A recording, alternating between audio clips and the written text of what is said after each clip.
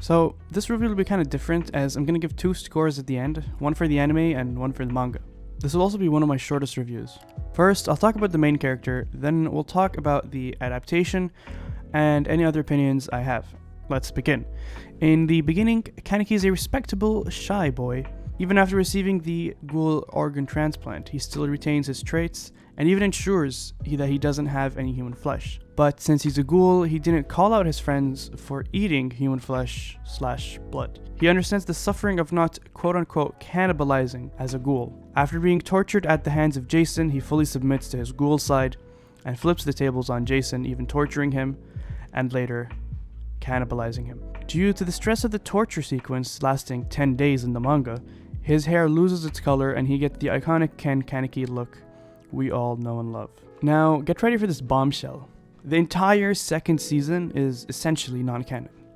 Yeah, if I'm being generous, only about 90% of it actually happened. In the manga, instead of joining another organization, he forms his own. Now, you might be wondering how the third season links with the second season.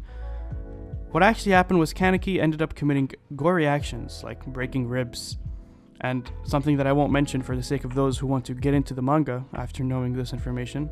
He then goes through an arc where he tries to find himself, trying to revive the true Ken Kaneki. This is why his personality in the second season compared to the next one was astronomically different. Now, let's talk about Toka.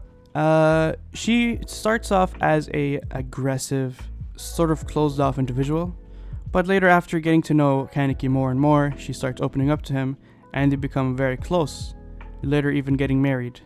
Now, I'm sure you'll notice that some relationships between Kaneki and other characters don't make any sense in the third season. This is because a lot of content was cut from what was supposed to be the first and second season.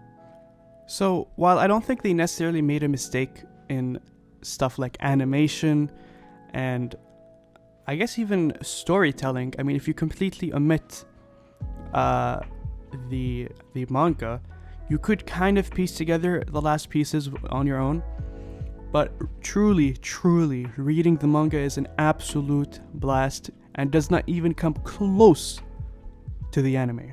Now, this has been a really short, I'll call it a mini review, I guess, only because I kind of want you guys, those who have watched it but not read it, to pick up the manga and just have an absolute blast, because honestly, it'll change your entire opinion on this show.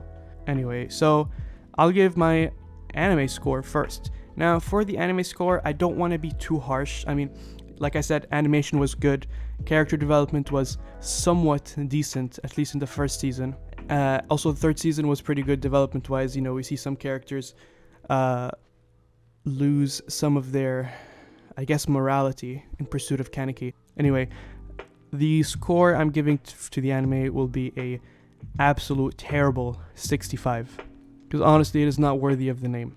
Now for the manga, on the other hand, it shows intensive arcs for Kaneki and some other people, even having events that are incredibly important to the story that didn't happen in the anime.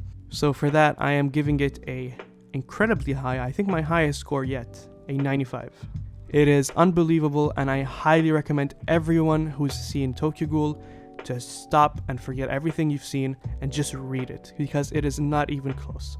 So yeah, I guess I talked about this enough. I do hope you guys take my advice and read it. Yeah, thank you for watching. Hope you guys enjoyed, and peace.